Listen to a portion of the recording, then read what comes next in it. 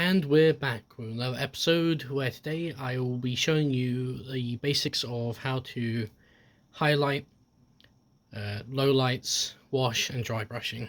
This is basically to take a initial figure or model kit from a basic plastic look to the next step. Here are the two previous figures we were working on, and they're now finished. If I wanted to, I could add a top coat with a spray can. You can buy that at most hardware stores, even hobby shops. They'll have a can of clear coat that you can put on top, and you can get multiple different finishes: gloss, matte and satin, and you can find the best fit for you. But here they are completed. They're fully, well, mostly painted.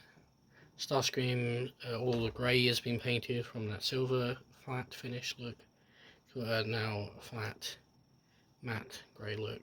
And I've painted the cockpit as well and done edge highlighting. Well, not edge highlighting, but I painted the edges and the trim around the cockpit, as well as the head and all of that. Same thing for Gold Bomber Optimus Prime here. Power Master Optimus Prime with Gold Bomber on, and I even picked out the chest with chrome.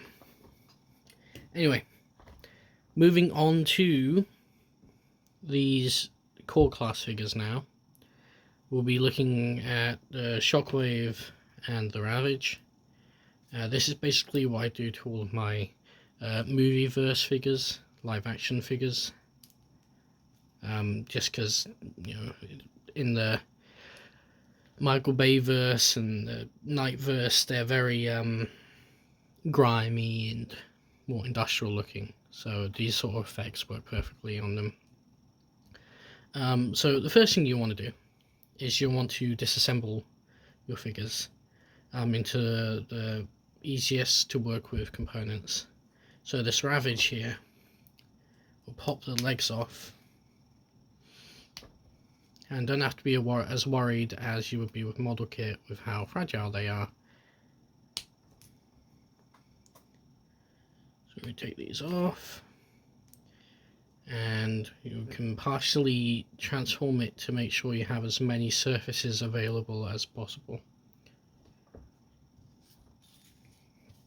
And similar thing with Shockwave here.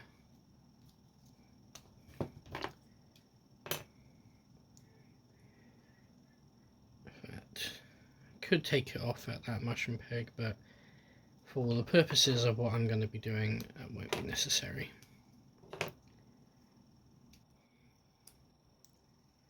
Again, partially transform it to have as many surfaces visible as possible. In fact, the head I will remove, because I do want to do some area painting just to make it a bit more movie accurate. Similar thing with the legs here.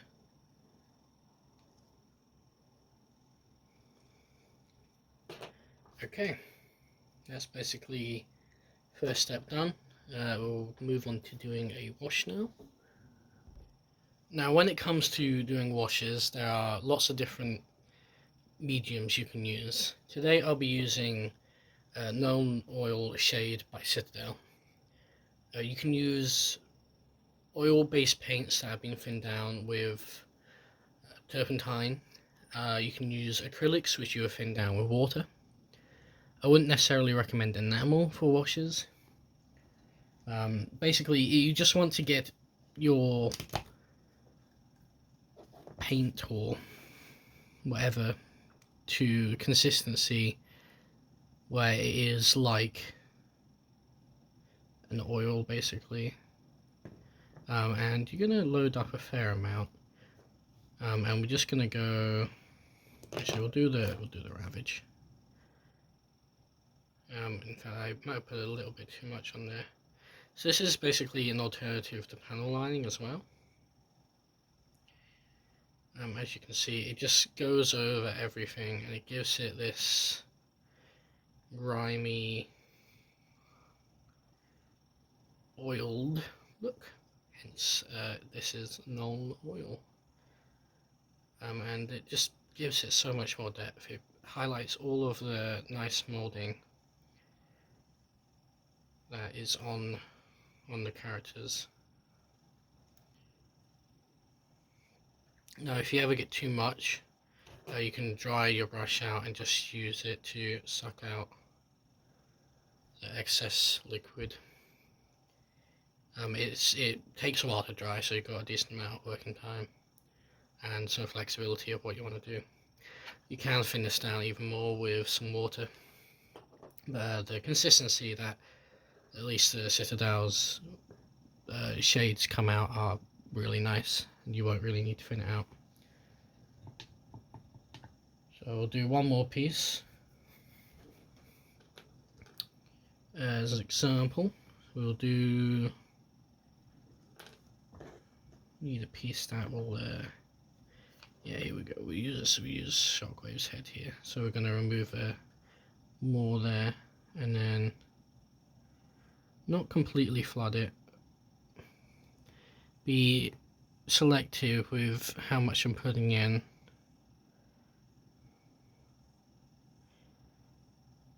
And we should be able to see that it does not want to focus. Let's see if we can do this.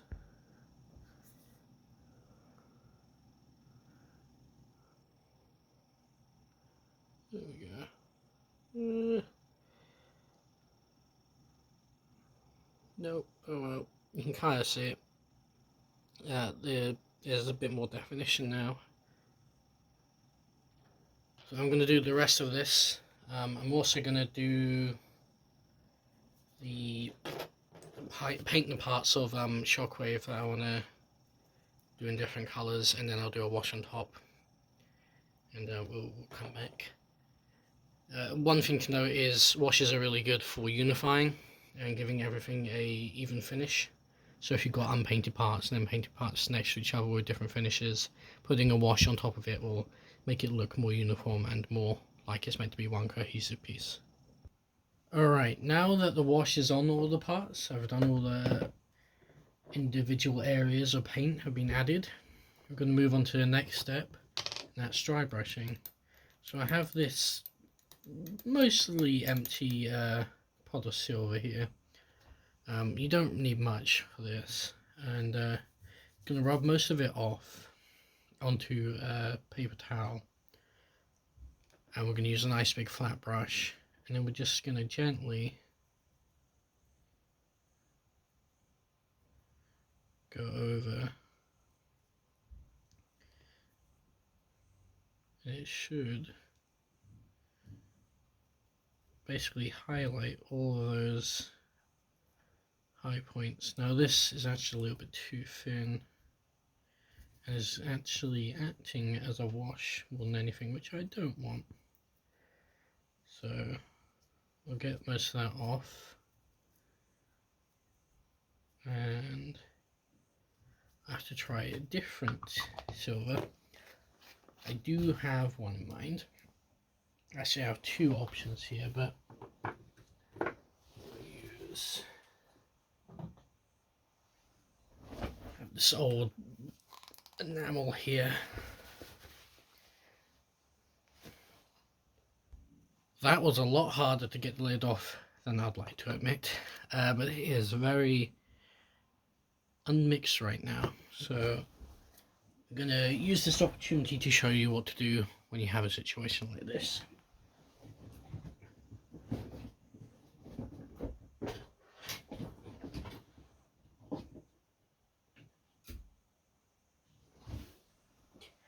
Grab some enamel thinner, or acrylic if it's acrylic. And we're going to go ahead and do a rough amount. You can always add too much, so be careful. I'm going to just use something to stir it. Now this is very thick, so I'm probably going to need to use more enamel thinner. So basically the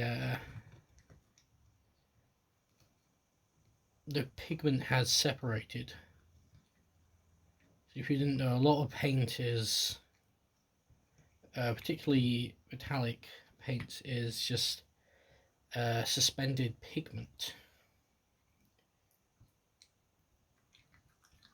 It's making very nice noises.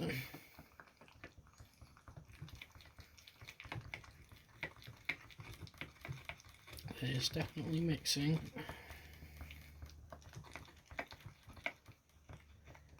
Just a little bit more runny now. Looks like we're going to need a lot more enamel though. A lot more finish, I say. This enamel.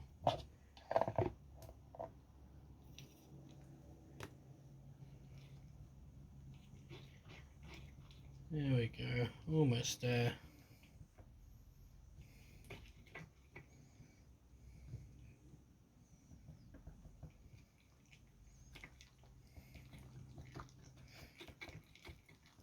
Now if you regularly use your paints more than once a month, or at least once a month, you shouldn't have this problem. If you're constantly mixing them. Still very thick, but not as thick as it was 5 minutes ago. Now always use the right type of thinner, because otherwise your paint could react in the most horrific way possible. It can coagulate and just completely ruin your expensive pot of paint. So make sure you always use the right thinner type.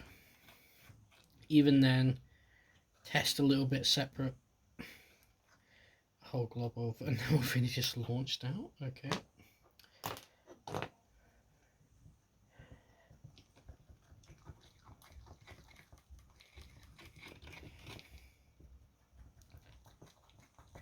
Because it's possible that this thinner actually does not want to work with this paint. As you can see, it's got a certain consistency to it. It's more of a paste right now, which might work for purposes today, but would not recommend using this for anything other than like maybe dry brushing. I mean, you could use this on maybe terrain building. We can give that a go.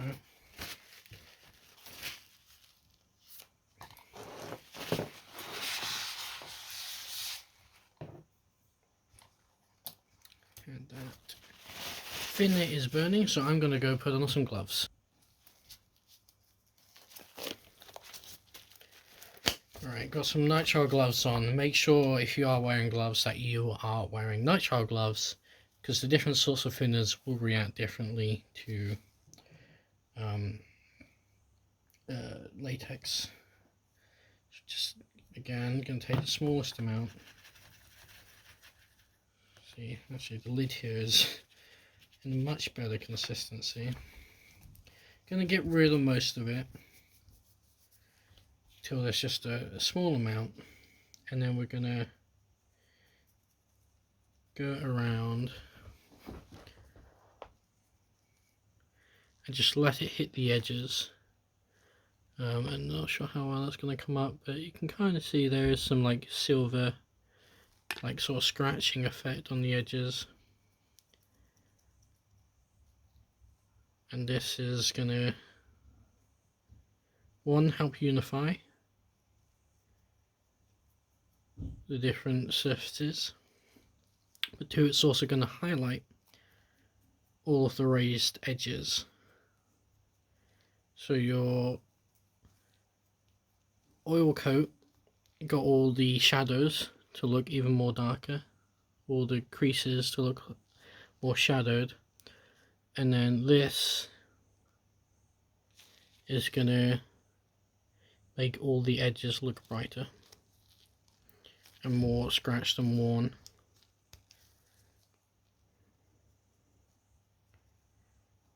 Now it is easy to overdo it, so you just gotta very carefully build up. Unlike the oil step, this is harder to remove, so less is more. You can always add more, but you can't remove with this step, whereas it's sort of the opposite with the oil. Right, I'm going to do the rest of these pieces. In fact, I'll do another piece that should be a little bit easier to see.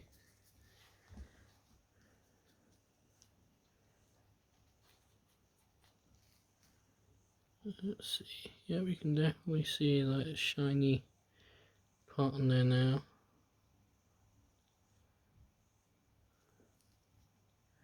So I'm going to do the rest of these pieces for Shockwave and Ravage, and I'll be back. Something that's important to note is try and keep all your strokes, aka scratches, directional.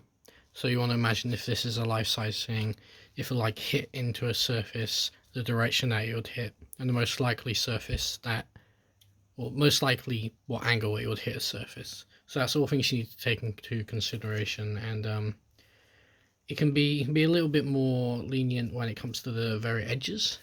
And this is going to be a little bit more like a edge highlight as opposed to just general dry brushing.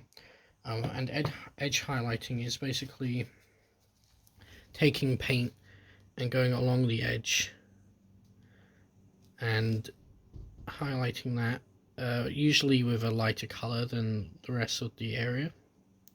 And you can use those sort of techniques mainly on miniatures to create a sense of much larger scale. And it's not necessarily something I'm going to do on Transformers figure, but it is something that I'll do on something like a 40k miniature, for example. And it really does change how big something looks. Now with these, like I said, there's so many different surfaces here that you can do it, but it's a little bit unnecessary sometimes. It will definitely work well if you again, I dropped the head, let me grab that. It works the best when you have an area that you're focusing on as a light source with edge highlighting. So with Shockwave here, I imagine there's a light source here, so that means I'll put more of an emphasis on the edge highlighting on like the edges that will be closest to the light source. So for example, this edge here, I'll put I'll put a thicker line and a brighter paint on there, whereas down here, this leg, I would put a darker line, and this will create more of a sense of size and scale. And edge highlighting will also get edges that you won't necessarily think to get with dry brushing, or touch areas that you won't necessarily get with an oil wash either. That idea and effect can also be used for a non-metallic finish that looks like metal. So it's basically just creating the reflections and shadows that you'd see on a metallic surface purely out of paint. And that is something that takes quite a lot of skill and time and practice, but it is again something, and once you get the hang of it, it will definitely be very rewarding of a process to do. And here we go. This is what they look like dry brushed up. Definitely has a lot more detail, and with that wash on there as well, definitely makes it look more realistic. Makes it look a lot bigger than it actually is if you're looking at it devoid of anything that can give you a sense of scale nearby. Something of note I should have said before: dry brushing is a good way to destroy your brush. So always use an old brush or a cheaper brush that you don't mind damaging, especially with enamel. This stuff is very thick, but if you're using acrylic, it'll be a lot easier to clean. So yeah, just be careful with it. I might be able to restore this still, I'm going to put it in water to soak for a little bit, but again, don't use any expensive brushes. Now, this is just one step that you can take to making things look like worn, battle damaged, and all of those cool looking things. Another thing you can do is do particular scratches where you will take a dark paint and do like a line that will be like a deep gash without actually damaging the piece underneath, and just put some highlights at the top and maybe a different darker sort of shadow or something else around the edge, and that way you can create a 3D effect, like a deep scratch or gouge. Or you can just go to town and physically destroy a piece like this, and of course, yeah, you'll lose your piece in its original form, but you can create something new out of it. And that's what I'll be touching on next time, is dioramas and how to create a diorama in the space, and that will sort of be its own segment, whereas this is more just focused on getting a model kit from the starter position to like an end position. Like this can be considered a final piece in the same way that this can be considered a final piece. Like you can do all of these techniques to this. It won't necessarily look as good because you haven't got all the raised details, but it will still create a very nice looking piece, a very almost professional looking piece. Now, if you spend more time on it, it will look better. But you can also just do something quick, like a dry brush and a wash, and not have to focus too much on what you're doing in particular. Anyway, I'm gonna move on to the diorama stuff now. Hopefully this has been informative and given you either some inspiration or some ideas on what you want to do and how you want to take a piece to the next level if you want to get into model making in general. That's all for now. See you next time. Goodbye.